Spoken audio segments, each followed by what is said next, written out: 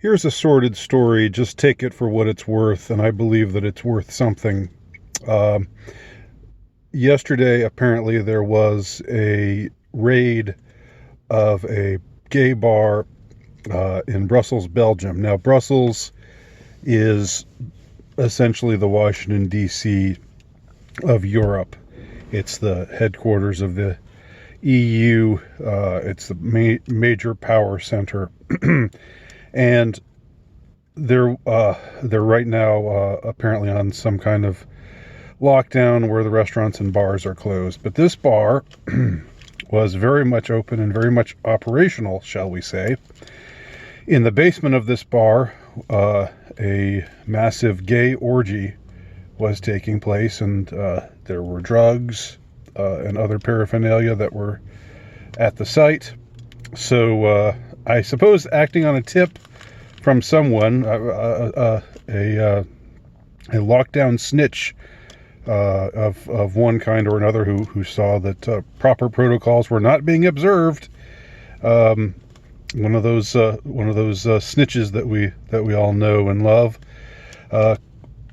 called in the police. The police raided the place, and there were several diplomats among the partakers of the orgy, and along with one European Union official who goes unnamed in the article. And the article, which is from the New York Post, says that this person tried to flee but was caught and was interviewed, and then invoked his immunity.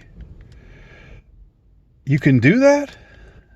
If you're an EU member, you have immunity just because you're a member of the EU. I know that applies to diplomats. I've heard about diplomatic immunity and so forth. But anyway, the upshot of all of this is that a whole bunch of the up-and-comers, the would-be rulers, the people who are in charge, who make the laws, who tell us what we can and can't do, who tell us when we need to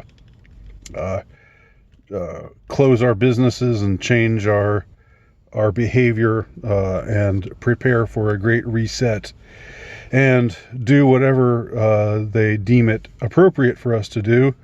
These rules, they don't apply to themselves. They do whatever the hell that they want. And even in this case, I suppose, if all these people were diplomats, and this one EU official, who isn't even named in the article, isn't even shamed by having his name come out in the news, and invokes his immunity and essentially gets away with it, well, that shows you that it's one rule or one law for the rest of us, and quite another rule or law for those who claim the authority or the sovereignty to rule over the rest of us. But there is one thing that I find, the one good thing that I take from this story, this sordid story, is that at least these were all consenting adults. At least they weren't doing anything to kids, because we know that they like to do that too. And that doesn't appear to be what took place in the basement of this gay bar in Brussels, Belgium, with all of these diplomats and EU affiliated men. So there you go. I will attach the article, and I'm interested to hear what anybody has to say about this. I don't know if there's that much to say about this particular story. It's sort of a one and done type of thing, except it's just sort of another instance of, again, one law for them, another for the rest of us. And it also is a reminder that the people who claim the right to rule over us are degenerate and depraved. As if we didn't know that already. Thanks for watching. My name's Andy Nowicki. You can check out my work at altrightnovelist.com.